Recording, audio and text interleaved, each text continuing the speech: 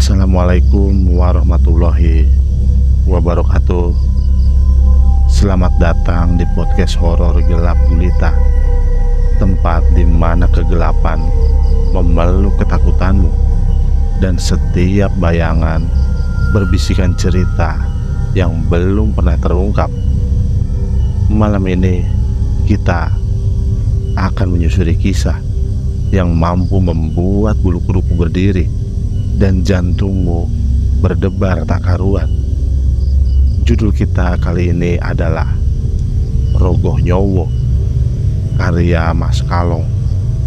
Bagi yang ingin baca langsung ceritanya, saya lampirkan linknya di kolom deskripsi ya. Oke, langsung saja. Tanpa berlama-lama, bersiaplah, karena dalam kegelapan ini mungkin saja kita tidak sendirian. Pasang headset kalian, tutup pintu, matikan lampu, dan biarkan dirimu terhanyut dalam kengerian yang akan segera menghampirimu. Mari kita mulai.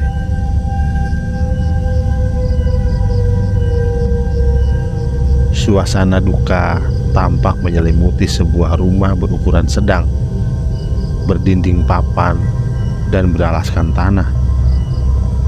Cahaya lampu petromak juga tampak menerangi ruang depan dan belakang. Di dalam, tepatnya di ruang tamu, sebuah meja panjang terpasang menyilang dengan seonggok tubuh membujur di atasnya. Tubuh pucat tanpa nafas, tertutupi kain-kain jarik batik, adalah milik sesosok wanita muda yang meninggal sekitar 3 jam lalu. Narsi, gadis cantik nan malang, meninggal dunia di usianya yang terbilang belia sebab sakit aneh yang lama dideritanya. Di sisi kanan dan kiri meja terdengar suara lantunan ayat-ayat suci Al-Quran. Tengah dibaca beberapa perempuan berkerudung hitam.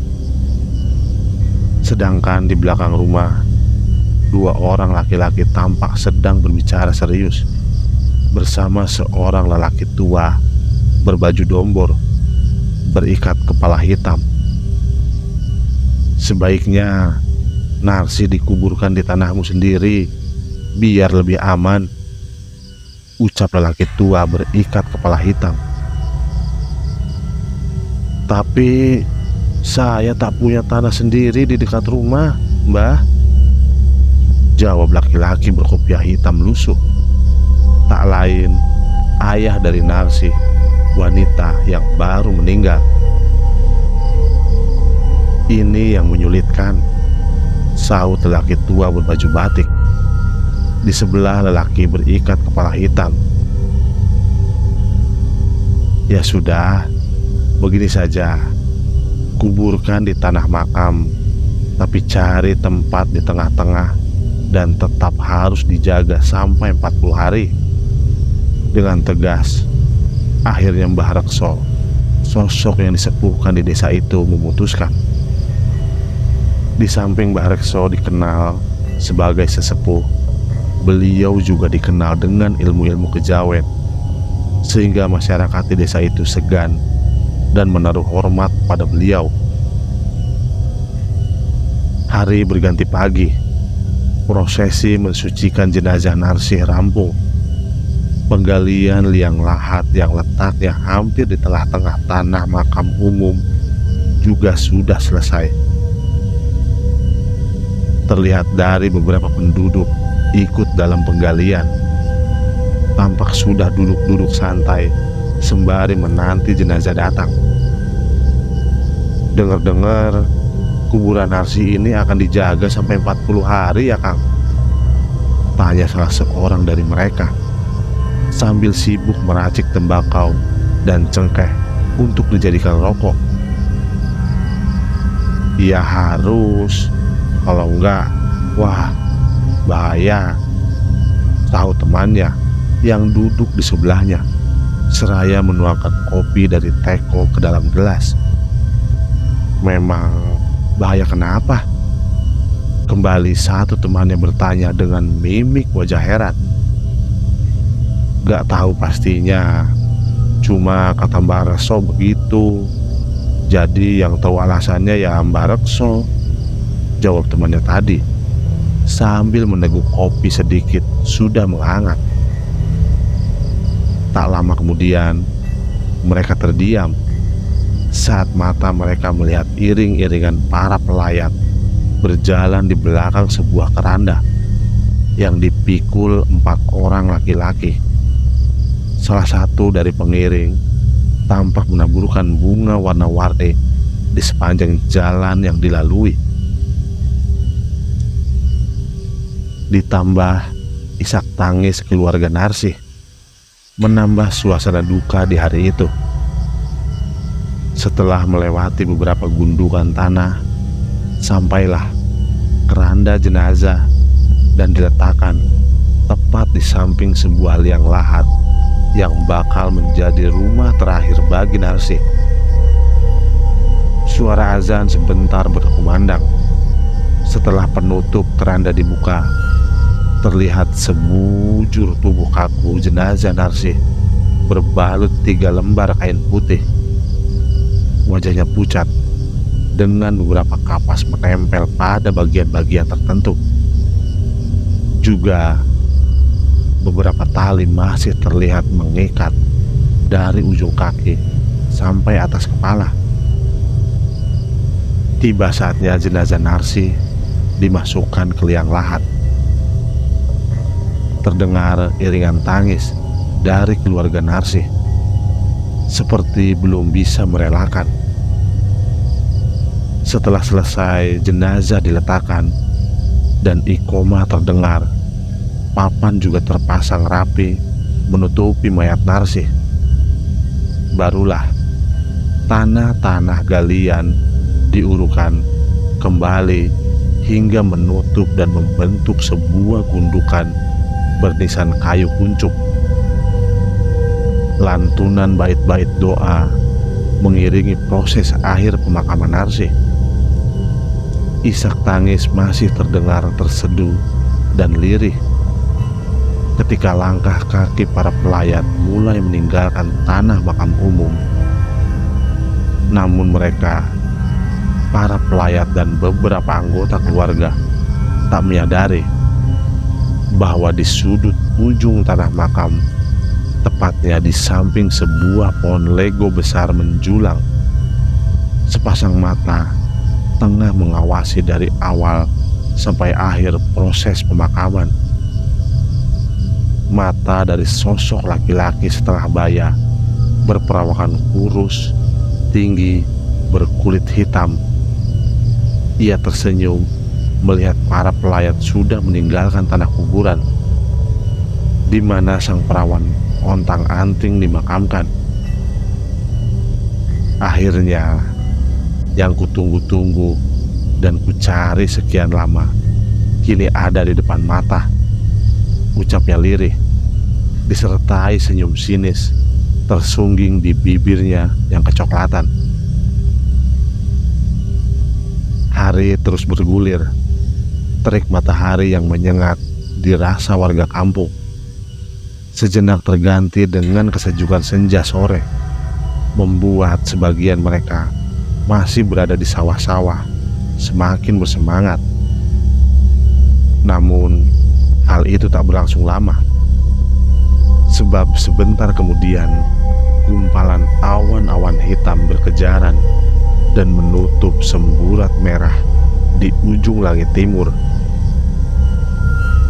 "Ayo cepat, keburu hujan nanti," teriak Inal, salah seorang bakal ditugaskan menjaga kuburan Narsih bersama 2 temannya, Tono dan Sugeng. Mereka bertiga yang sedang membuat tenda dari papan sebagai alas dan terpal sebagai penutup sedikit panik melihat angin kencang dan mendung begitu pekat, menandakan jika langit akan menumpahkan rahmat hujannya.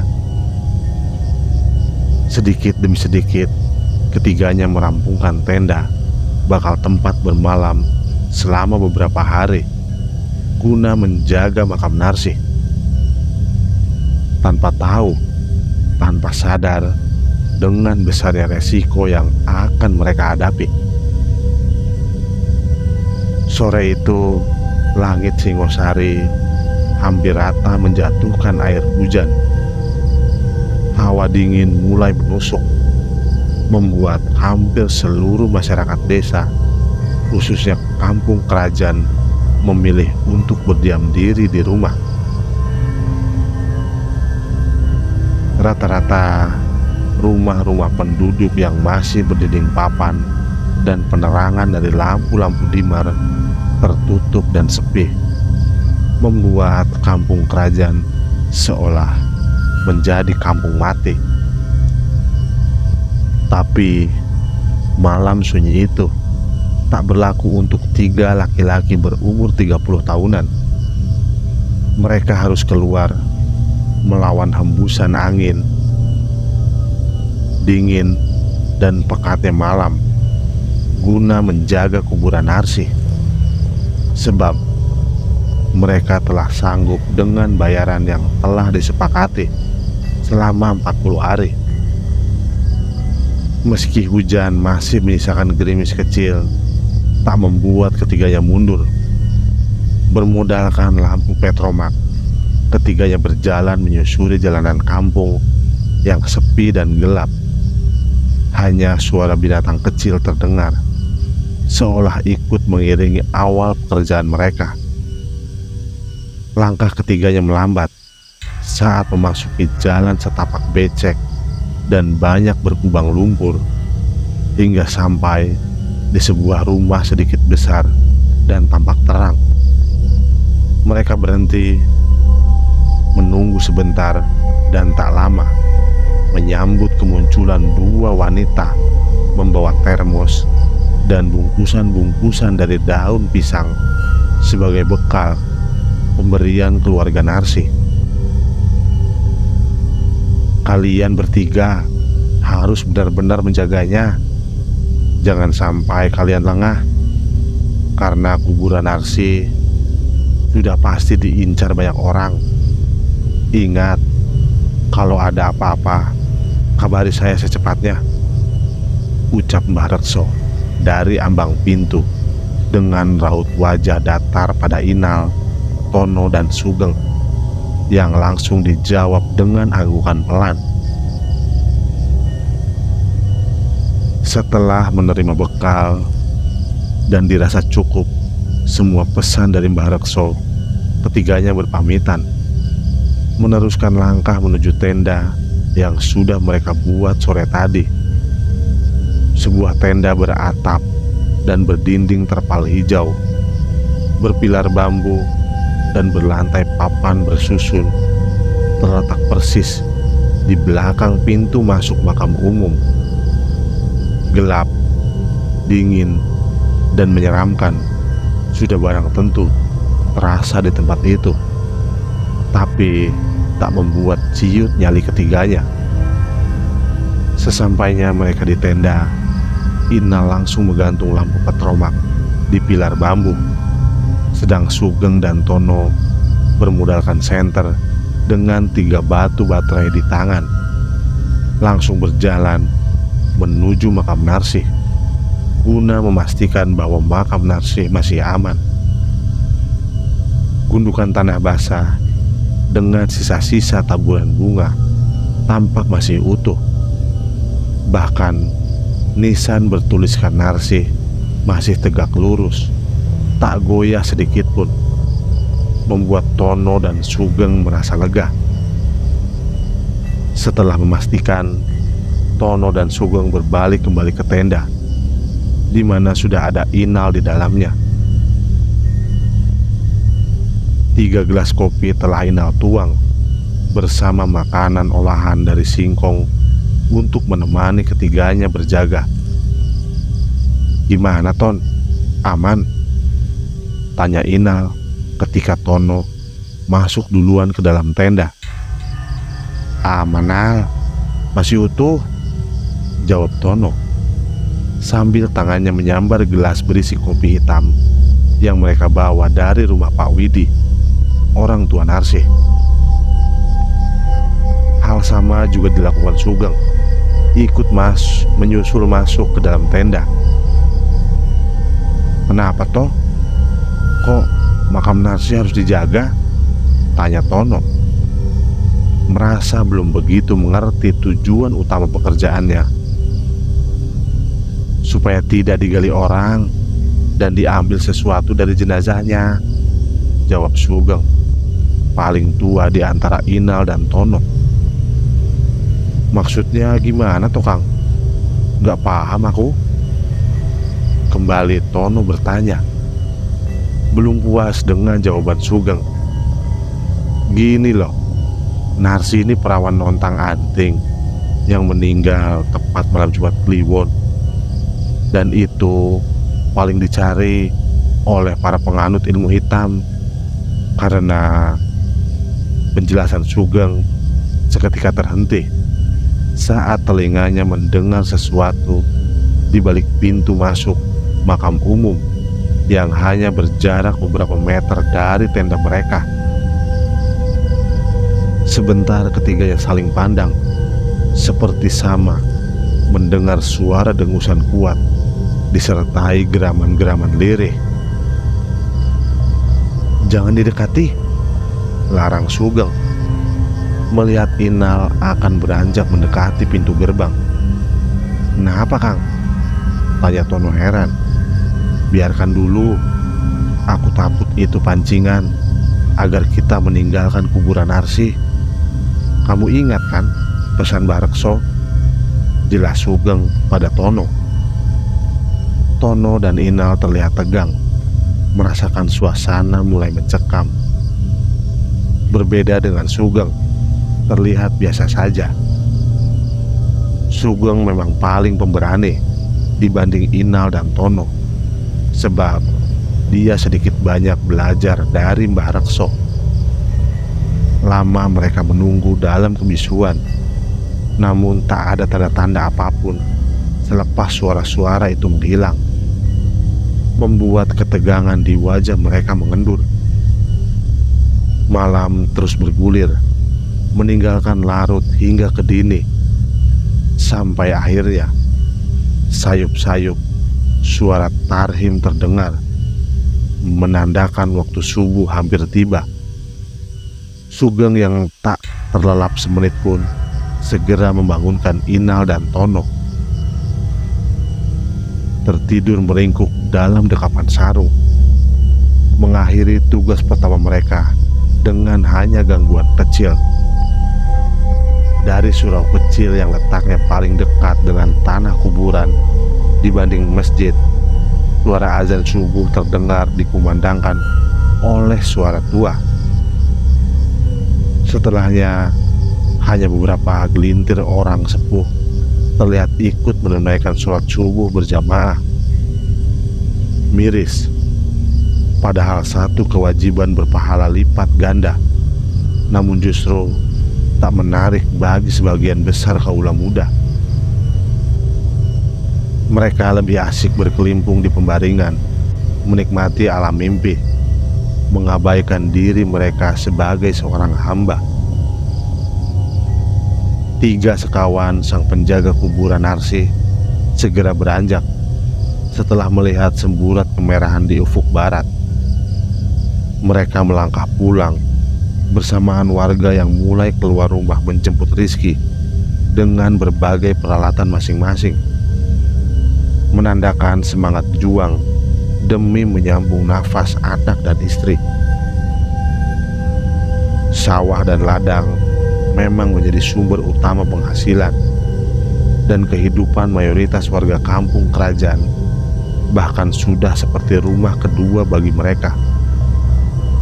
Sebab pergi petang, pulang petang adalah menjadi keseharian mereka.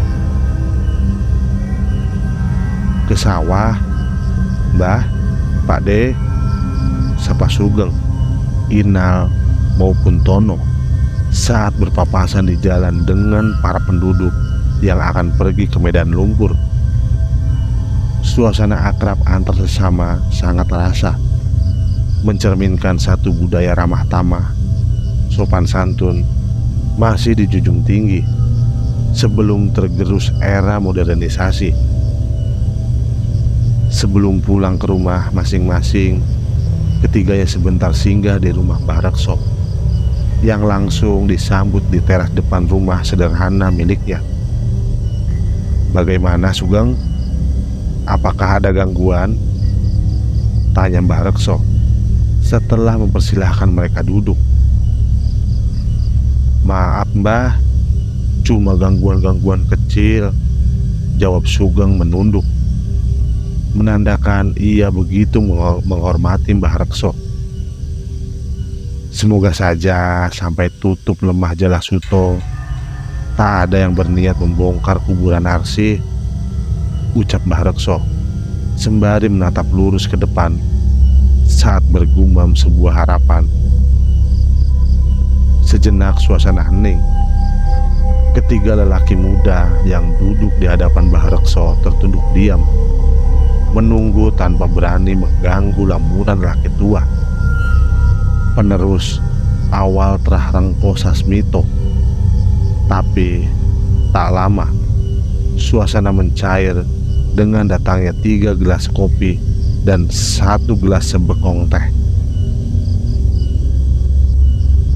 Obrolan hangat kemudian mengalir, diselingi candaan Mbah Rekso.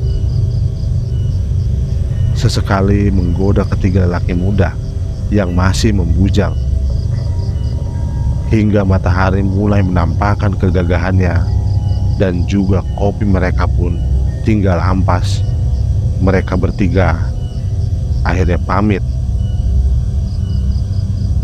Malam kedua bagi Sugeng dan kedua temannya masih seperti malam pertama, hanya gangguan-gangguan kecil yang mereka alami. Namun saat malam ketiga menjadi momok mengerikan untuk ketiganya. Malam itu entah mengapa suasana desa dan tanah kuburan berbeda dari malam-malam sebelumnya. Hawa panas dirasakan semua penduduk desa, tak terkecuali Sugeng, Inal dan Tono yang sudah berada di tenda darurat mereka. Sugeng terlihat duduk di sudut tenda, mengipas-ngipas sarung kotak-kotak warisan bapaknya, mencoba melawan hawa panas yang sudah membuatnya tubuhnya berkeringat sampai membasahi kaos oblong dipenuhi bintik-bintik hitam, menandakan betapa akrabnya kaos itu melekat di tubuhnya. "Kang, gerah banget ya malam ini," keluh Tono, juga merasakan panas, sembari melepas kancing-kancing kemejanya. "Iya, padahal tadi siang mendung," saut Inal dari luar tenda. Sedang Sugeng tak menanggapi. Ia masih asik dengan kipasan sarungnya. Sampai tak berapa lama mereka bertiga sedikit terkejut ketika tiba-tiba sapuan angin kencang menghampiri dalam tenda. Sesaat kepanikan muncul dari diri Inal dan Tono, mendapati hawa berbeda datang beriringan dengan angin panas. Suasana semakin mencekam ketika Inal mendadak melompat masuk ke dalam tenda. Wajahnya tegang, seraya matanya melirik ujung tanah makam sisi kanan. "Kang, aku melihat bayangan hitam masuk lewat sudut sana," Inal berucap sambil menunjuk arah di mana ia melihat bayangan hitam melompat bersamaan dengan datangnya angin kencang, membuat Sugeng yang biasanya terlihat santai langsung terjingkat mendengar ucapan Inal. "Sebelah mana?" tanya Sugeng setelah bangkit dari duduknya. "Dari sudut itu, Kang," Inal menjawab sambil jarinya menunjuk ke arah tempat dirinya yakini sebagai awal munculnya bayangan hitam. Mata Sugeng langsung mengikuti arah telunjuk Inal. Sungguh masuk akal, pikirnya, jika ada orang masuk melalui tempat itu. Sebab tempat yang ditunjuk Inal adalah batas tanah makam dan tanah milik penduduk, hanya terpisahkan sungai kecil. Sejenak Sugeng tertegun sebelum tangannya menyambar senter dari dalam tenda. "Nah, kita cek kuburan Narsih, biar Tono jaga tenda," ajak Sugeng seraya melangkah pelan sambil menghidupkan senter. Sedangkan Inal tanpa menjawab langsung mengekor di belakang. "Sebelah mana tepatnya kamu lihat bayangan tadi?" tanya Sugeng kembali saat sudah berjalan lumayan jauh dari tenda. "Itu, Kang," jawab Inal mengarahkan cahaya senternya ke sudut tanah makam di sebelah sungai kecil berbatas dengan ladang ubi milik warga. Sugeng terus berjalan bersama Inal di belakangnya, melangkah pelan melewati gundukan-gundukan makam yang terkadang harus mereka injak. Langkah mereka baru terhenti sesampainya di tempat Inal melihat bayangan hitam itu masuk. Sekilas tempat itu tampak biasa saja, tak ada yang aneh dan ganjil. Sebelum Sugeng mengarahkan senternya ke bawah, melihat jejak-jejak kaki bertanda hitam mengarah ke makam Narsih. "Nah, cepat, kita lihat kuburan Narsih," ajak Sugeng menunjukkan kepanikan. Inal yang belum sempat menjawab setengah berlari mengikuti Sugeng sambil terus mengarahkan cahaya senter ke kuburan Narsih. Sugeng dan Inal tak peduli lagi. Kaki mereka berkali-kali menginjak, menendang nisan kuburan yang berjejer, mengabaikan rasa takut demi sebuah tanggung jawab. Hingga sesampainya di kuburan Narsih, Sugeng dan Inal terdiam sebentar. Tak lama, keduanya menarik nafas lega melihat gundukan tanah masih berpayung, masih sama dan utuh. "Kenapa tadi pucat banget, Kang?" tanya Inal sedikit heran pada Sugeng. Saat begitu panik dan tegang sewaktu melihat jejak kaki bertanda hitam. "Gak apa-apa, malam ini kita harus benar-benar ekstra menjaga kuburannya. Nanti giliran ngeceknya," jawab Sugeng tak menjelaskan yang sebenarnya. Setelah beberapa kali memeriksa sekeliling kuburan Narsih dan merasa aman, Sugeng dan Inal memutuskan kembali ke tenda.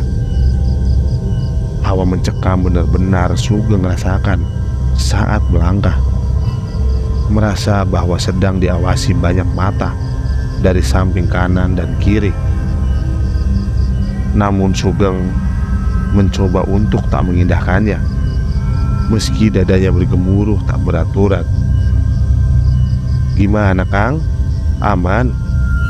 tanya Tono begitu melihat dua temannya masuk dan duduk di dalam tenda. "Aman untuk sementara, tapi nanti kita bergilir ngecek dan mengawasi kuburan Narsih," jawab Sugeng. Inal dan Tono hanya mengangguk, tanda mengiyakan, meski dalam hati ada sesuatu yang mereka rasakan. Malam terus bergulir. Hembusan angin-angin tipis khas area persawahan mulai sedikit kencang menyapa alam. Menyusul langit yang tadinya terang mulai tertutup gumpalan awan-awan hitam, seakan ikut melindungi sesosok tubuh berjarak beberapa tombak dari kuburan Narsih. "Malam ini aku harus mendapatkannya," gumam sosok lelaki kurus tinggi berbalut kain selempang berikat kepala hitam. Tubuhnya yang saat itu terbaring menelungkup di samping satu makam perlahan bangkit. Matanya tajam menatap ke arah tenda, kemudian berpaling ke arah satu gundukan tanah, berpayung dan melangkah pelan mendekatinya. Sesampainya di sisi makam, tersemat nama Narsih. Ia memejamkan mata, menyilangkan kedua tangan, dengan bibir mulai terlihat bergetar, menandakan jika ia sedang merapalkan sesuatu. Tak lama ia terdiam, seolah tengah memastikan, sebelum tangannya menjulur mencabut payung hitam dan kayu nisan. Langit semakin kelam. Kilatan-kilatan mulai bermunculan ketika tangan sosok itu sedikit demi sedikit menggali tanah kubur penutup jasad Narsih. Ia tak peduli dengan puluhan sosok-sosok yang tiba-tiba bermunculan, menatap dan mengawasi setiap jari-jari tangannya menjejal ke tanah. Sosok-sosok menyeramkan yang tadinya hanya melihat, kini tampak melayang dan berlompatan mengerubungi saat tangan lelaki hitam mulai sampai pada papan dalam. Terlihat aneh, puluhan makhluk menyeramkan hanya terdiam dan terus memandang ke arah liang, seolah ingin tahu jasad membujur di dalamnya. Sepintas suasana terasa hening, sampai pada hawa panas menyambut iringan kilat-kilat kala tangan sosok lelaki tak lain adalah Suyono membuka papan terakhir penutup liang. Wajah putih membiru dengan tubuh membujur terbungkus kain putih kusam terlihat jelas dari cahaya sambaran kilat, membuat seringayan seketika menyungging di sudut bibir coklat Suyono. Perlahan Yono menarik satu demi satu tali-tali kecil di bawah jasad Narsih, mendekatkan wajah dan menempelkan bibirnya pada bibir mayat Narsih, mengakhiri semua ritual yang telah ia jalankan selama bertahun-tahun. Sementara itu, di dalam tenda, tampak Inal dan Tono tengah menikmati hisapan demi hisapan rokok kretek bersama segelas kopi yang masih mengepul panas. Mereka terlihat sama seperti malam-malam sebelumnya, tapi tidak pada Sugeng. Dari raut wajahnya terlihat kilatan rasa cemas, penuh khawatir. Berkali-kali matanya menatap keluar tenda, seperti ada sesuatu yang membuatnya merasa tidak nyaman. Terjingkat Sugeng ketika sekelebat bayangan berlalu cepat di depan tenda. Buru-buru ia bangkit dan mengedarkan pandangannya, memutari sekitaran tenda. Dingin udara malam saat itu tak sedingin tubuh Sugeng mendapati puluhan sosok pocong berwajah hitam sudah berdiri di sisi kanan tenda. "Nal, cepat, bawa senter kemari," teriak Sugeng. Inal dan Tono yang belum menyadari keadaan di luar sebentar saling pandang. Kemudian keduanya bergegas bangkit meraih senter. Mendengar kedua kalinya teriakan Sugeng dengan suara bergetar. Tak kalah dengan Sugeng, wajah Tono dan Inal seketika memucat penuh ketakutan melihat suasana di luar. Kini bukan hanya pocong-pocong berwajah hitam yang berada di sekeliling tenda, melainkan beberapa sosok perempuan bergaun putih panjang melayang mengitari mereka. "Ton, kamu cepat beritahu Mbah Rekso. Aku dan Inal akan melihat makam Narsi," ucap Sugeng panik. "Cepat, Ton!" Lagi Sugeng berseru, menyadarkan Tono yang masih berdiri kaku. Dengan bermodal 2 senter di tangan, Sugeng dan Inal mulai melangkah. Selepas Tono berlari keluar area makam menuju kampung. Setapak demi setapak kaki Sugeng dan Inal melangkah mendekati puluhan pocong-pocong berwajah hitam gosong yang berdiri seolah sengaja menutup jalan. Tak ada jalan lain bagi Sugeng untuk menuju ke makam Narsih selain harus melewati pocong-pocong berbau busuk menyengat. Meski ia seorang paling berani, tapi saat itu nyalinya benar-benar menciut. Apalagi ketika ia dan Inal mulai menerobos dan berusaha melalui barisan makhluk menyeramkan itu. Tubuh Sugeng terasa anyep. Jiwa Sugeng dan Inal benar-benar diuji malam itu. Benar saja, keduanya lepas dari barisan puluhan sosok pocong. Mereka sudah kembali dihadang satu sosok tak kalah mengerikan. Gemetar, kali ini tubuh Sugeng juga Inal.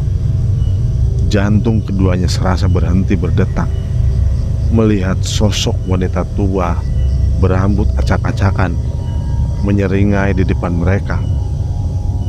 Tatapannya tajam, menusuk dengan 2 bola mata putih rata, menyiratkan kesadisan. Bersama tangan kanannya menenteng sebilah parang panjang putih mengkilap. Tak ada lagi yang bisa Sugeng dan Ina lakukan saat sosok itu berjalan mendekati mereka, kecuali hanya berdoa dalam kepasrahan. Sebab semua mantra dan sedikit bekal dari Mbah Rekso telah Sugeng kerahkan, namun tak berpengaruh sama sekali terhadap sosok wanita tua itu. Seringaian sinis sesaat berubah dengan tawa panjang melihat Sugeng dan Ina limbung, kemudian roboh. Padahal baru hanya sapuan angin yang menghantam keduanya. Lain halnya dengan Tono, dirinya masih terus berlari menembus kabut-kabut malam pekat, berharap bisa segera sampai di kediaman Mbah Rekso. Tapi sayang, baru saja langkah cepatnya masuk di jalan kampung, mendadak sekelebat bayangan menghadangnya. Tono terpaku, tubuhnya dingin, seakan tak ada lagi darah mengalir melihat satu sosok wanita bergaun putih panjang berdiri melototkan mata. Lutut Tono seketika goyah. Jantungnya sudah tak terasa berdetak melihat sosok itu melayang sembari tertawa ngikik menuju ke arahnya. Bau amis begitu menyengat menusuk hidung Tono saat sosok itu berdiri tepat di depannya, membuat kepalanya terasa berat. Nafasnya tersengal serta pandangan berubah gelap gulita, mengakhiri semua perjuangan yang sia-sia. Semburat kemerah-merahan perlahan menyembul di ujung langit timur, menandakan jika sang surya, penerang alam di waktu siang, akan segera menampakkan sinarnya yang menjadi sumber bagi penghuni bumi. Pagi itu, suasana berbeda terlihat di kampung kerajaan. Keseharian dan rutinitas para petani biasa terlihat di sawah, ladang, tampak lengang. Hal berbeda justru terlihat di tanah layak, di mana puluhan orang terlihat sedang mengerumuni sebuah makam. Dari wajah mereka tampak menyembul kengerian dan ketakutan melihat satu sosok jenazah menghitam di dalam makam yang terbuka. Tak banyak dari mereka mengetahui tentang kejadian saat itu. Mereka hanya tahu jika makam terbuka dan terlihat jasadnya menghitam adalah milik Narsih. Benar-benar iblis yang nekat melakukan ini, ucap Mbah Rekso geram. Raut wajahnya merah, menandakan satu amarah menggumpal di dada. Berkali-kali matanya menatap jasad Narsih. Telah berubah hitam dan sedikit terendam air berlumpur. Apa yang didapat dari jasad Narsih ini, Mbah? Sampai begitu nekatnya? Tanya Pak Wiro, sang kepala dusun. Semuanya, jawab Mbah Rekso singkat. Pak Wiro sempat ingin bertanya kembali, namun ia urungkan kala melihat seorang laki-laki datang setengah berlari menghampiri Mbah Rekso. Maaf Mbah, Sugeng dan Inal sudah siuman, tapi mereka berdua sepertinya linglung dan ketakutan, ucap lelaki yang baru saja tiba dengan nafas terengah-engah. Mbah Rekso terdiam. Wajahnya benar-benar dipenuhi keresahan mendengar kabar keadaan Sugeng dan Inal, seperti tahu apa penyebabnya. Bawa mereka berdua ke rumahku dan tolong tutup serta timbun kembali kuburan Narsih ini, parau suara Mbah Rekso saat memberi perintah. Mendengar ucapan Mbah Rekso, spontan beberapa warga mendekat dan mulai menimbun makam Narsih yang sudah digagal dijaga. Sementara beberapa orang lainnya ikut mengurus Sugeng dan Inal bersama Mbah Rekso. Tak butuh waktu lama, kehebohan berita kuburan Narsih dibongkar menggemparkan seluruh penduduk kampung, bahkan menyebar hingga ke beberapa desa tetangga, membuat kampung kerajaan hari itu ramai dikunjungi puluhan bahkan ratusan orang. Banyak asumsi seketika beredar dari mulut ke mulut tentang apa tujuan dari pembongkaran makam Narsih, dari mulai untuk kekayaan hingga sebuah penyempurna ritual ilmu hitam. Di rumah Mbah Rekso sendiri, tampak Inal dan Sugeng baru sadar, namun dalam keadaan linglung dan tak bisa mengingat apa-apa. Terlebih keduanya tak sanggup berbicara. Mereka hanya terdiam dengan ekspresi wajah sangat ketakutan, sehingga Mbah Rekso dan beberapa orang lainnya tak bisa mendengar cerita apapun dari keduanya. Nasib naas juga tak luput dialami Tono. Ia juga mengalami hal serupa, sehingga membuat semua orang yang mendengar dan melihat keadaan mereka bertiga semakin yakin jika kejadian pembongkaran mayat Narsih sebuah ritual pesugihan dan ilmu hitam. Sore itu, Mbah Rekso sedang duduk berhadapan dengan Pak Wiro, membicarakan seputar kejadian yang menimpa jasad Narsih. Tak lama ia mendadak bangkit ketika melihat seorang lelaki tua berjalan dengan buru-buru mendekatinya. Wajah lelaki itu tampak begitu tegang. Matanya yang bening nyalang menyorot kecemasan dan kekhawatiran begitu dalam. Tapi sebentar terlihat keakraban antara lelaki tua berbaju dombor hitam dengan Mbah Rekso dari cara mereka berpelukan. sebelum ia duduk di sebelah Mbah Rekso dan menggerakkan bibirnya berucap, "Ini bakal menjadi gerbang Angkoro. Lemah Jalasuto sudah diambil. Artinya dua kekuatan hitam sudah ia dapatkan."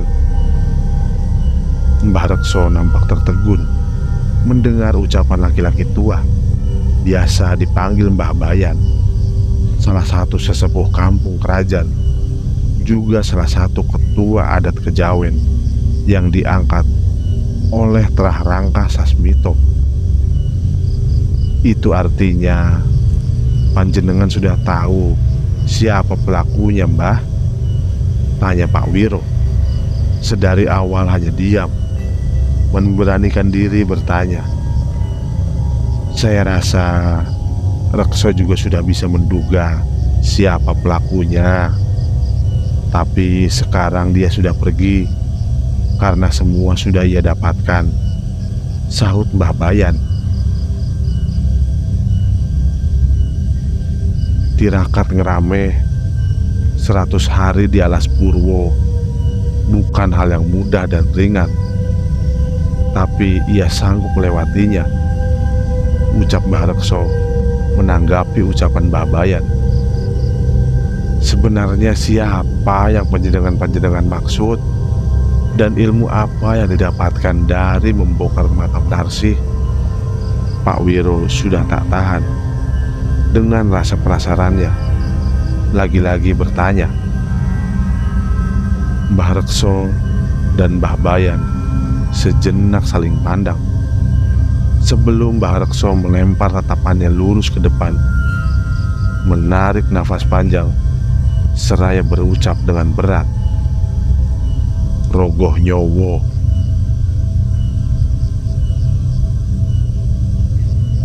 Sudah, Pak, meski tak sepadan dengan Bapak, tapi saya yakin Mas Suntoro bakal suka dengan gadis itu, jawab Munaji dengan sedikit membungkuk hormat. Maksudmu tidak sepadan soal harta? Kembali laki-laki berwibawa dengan jaket bludunya bertanya, seraya mengetuk-ketukan pelan ujung tongkat kayu di tangan kanannya ke tanah. "Nji, Pak," sahut Munaji pelan. "Aku tidak memikirkan masalah itu, asal gadis itu benar-benar lahir pada weton Selasa Kliwon," tegasnya kembali. Kali ini dengan kepala menoleh serta mata menatap Munaji, orang kepercayaannya dalam segala hal. Bukan saja mengurusi puluhan hektar kebun miliknya, tapi juga urusan ritualnya.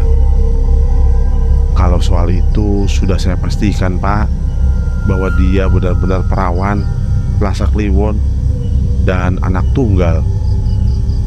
Dengan penuh percaya diri, Munaji menjawab, meyakinkan Suyono, sang juragan yang telah ia ikuti beberapa tahun belakang. Senyum tipis sebentar menghiasi bibir Suyono.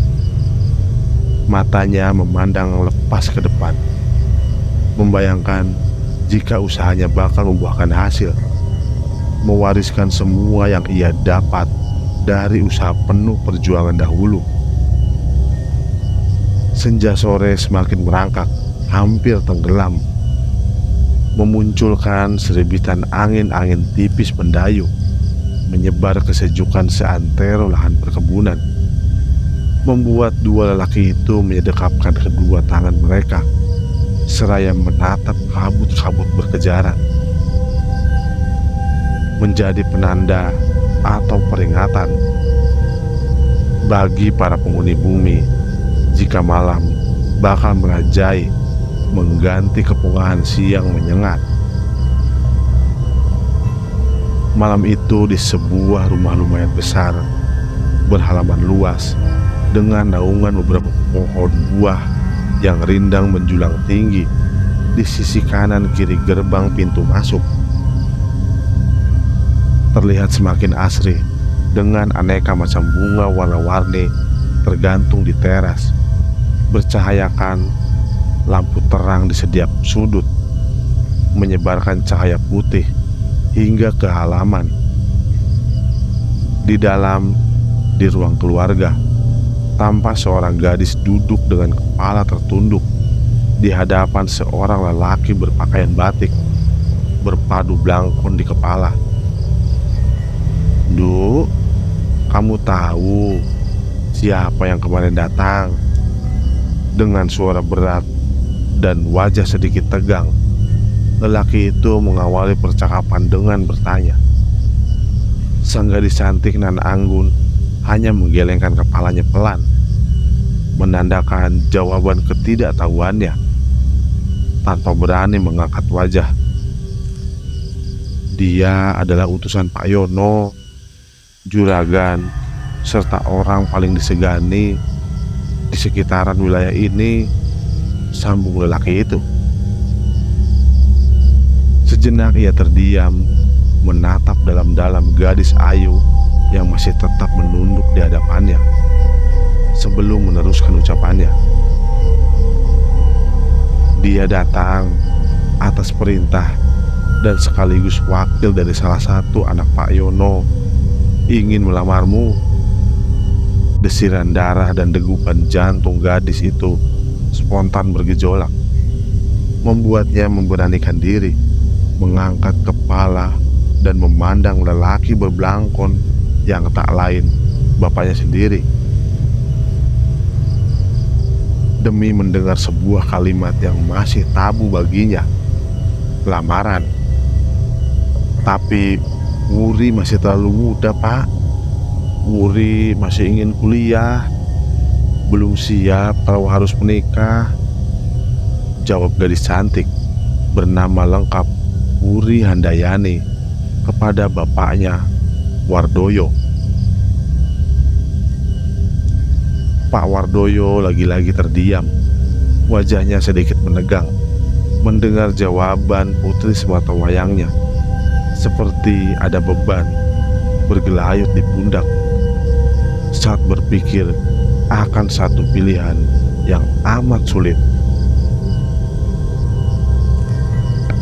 Suasana sebentar hening sebelum dari sebuah kamar paling ujung, tepatnya sebuah ruangan khusus, muncul seorang wanita setengah baya, berkain batik, setelan kebaya serta rambut disanggul ke belakang, terlihat semakin anggun dengan sebuah selendang melilit pada perut rampingnya.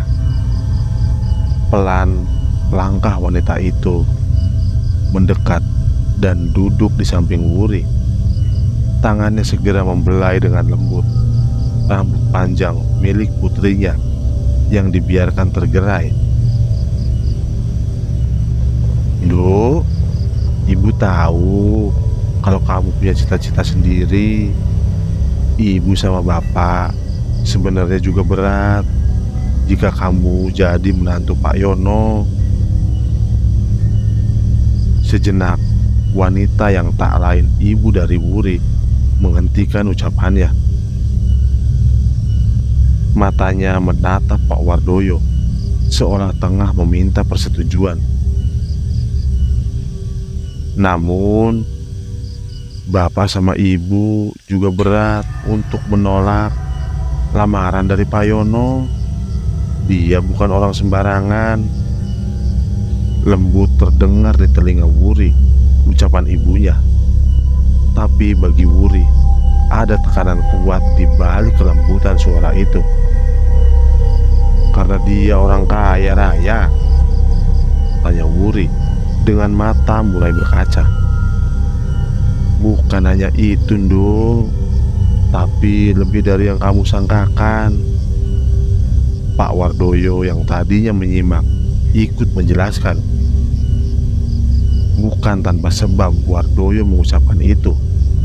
Dirinya tahu betul siapa sosok Yono, menjadi salah satu penguasa lahan perkebunan paling ditakuti dan disegani rival-rivalnya. Namun untuk satu alasan mengapa sosok Yono diperhitungkan, Wardoyo enggan untuk membuka di depan Wuri. Malam itu tak ada kesepakatan di antara Wuri dan orang tuanya. Wuri sendiri tetap kekeh ingin meneruskan cita-citanya menjadi seorang dokter. Ia tak pernah berpikir jika di usianya yang masih terlalu muda untuk menikah. Apalagi dirinya belum tahu dan mengenal sosok Suntoro, laki-laki yang menginginkannya. Hal itu menjadi satu dilema bagi kedua orang tuanya. Sejatinya mereka tak menyukai lamaran itu. Tapi di sisi lain, mereka juga sulit untuk bisa menolaknya. Selepas perbincangan itu, suasana hati Wuri tak nyaman. Meski berkali-kali matanya berusaha untuk dipejamkan, namun tetap saja pikiran dan hatinya memaksa untuk terjaga. Lama, Wuri tertegun di atas pembaringan, menatap langit-langit kamar sebelum mengalihkan pandangan ke samping kanan ranjang, di mana tergeletak sebuah buku tebal berisi deretan huruf-huruf bersusun dari penulis idolanya. Wuri perlahan bangkit dan duduk menyandar setelah tangannya meraih buku novel tebal dari meja, mencoba mengusir perasaan yang dirasa semakin tak enak. Tapi baru saja ia membuka lembaran berlipat sebagai penanda, mendadak ia terdiam. Sekilas mata Wuri melirik jendela kamarnya, tempat asal suara langkah terseret menyentuh daun-daun kering. Tak ada apapun, tak ada siapapun, hanya kain kuning keemasan penutup kaca jendela yang bergoyang pelan terhembus angin. Mata Wuri kembali fokus pada novel yang dipegangnya, membaca kalimat demi kalimat dalam hati, sampai akhirnya kembali terhenti kala telinganya lagi-lagi mendengar suara langkah itu.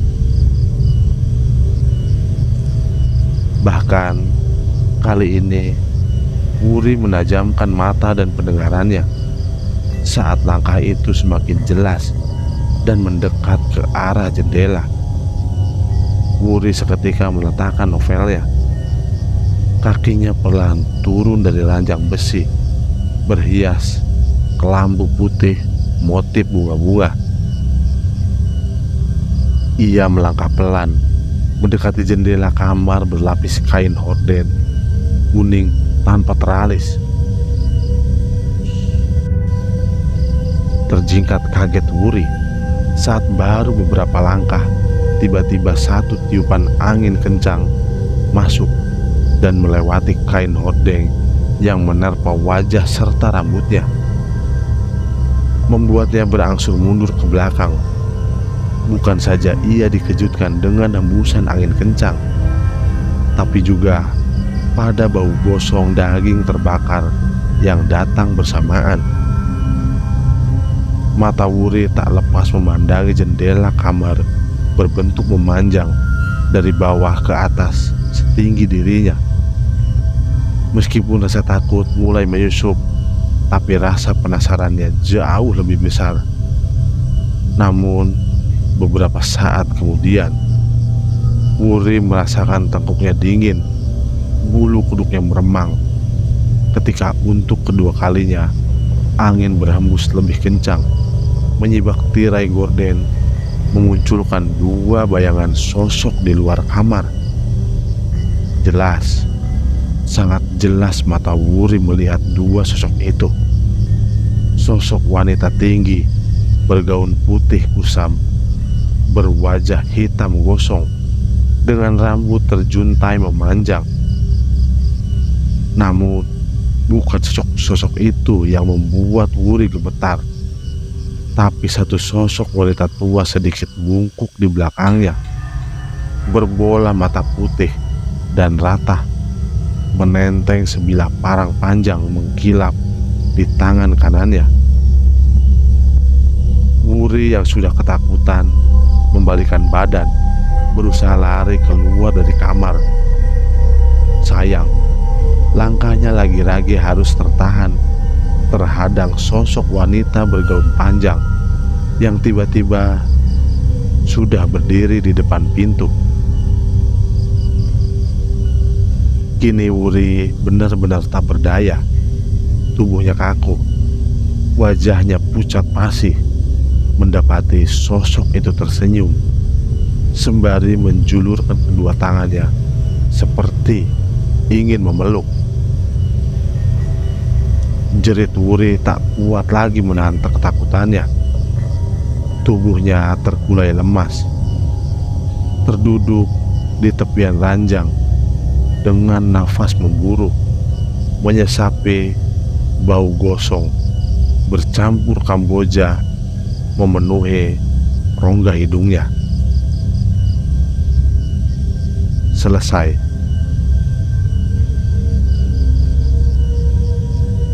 Oke, itulah tadi Rogoh Nyowo bagian pertama, karya Mas Kalong. Nantikan kelanjutannya besok ya. Dan terima kasih sudah menonton cerita horor kali ini. Jika Anda menikmati kisah ini, jangan lupa untuk like, share, dan subscribe agar Anda tidak ketinggalan cerita-cerita menyeramkan lainnya. Aktifkan juga lonceng notifikasinya supaya Anda menjadi yang pertama tahu ketika ada video baru. Jika Anda punya pengalaman horor atau cerita seram lainnya, tuliskan di kolom komentar di bawah.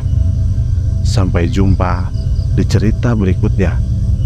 Dan ingat, hati-hati saat gelap tiba.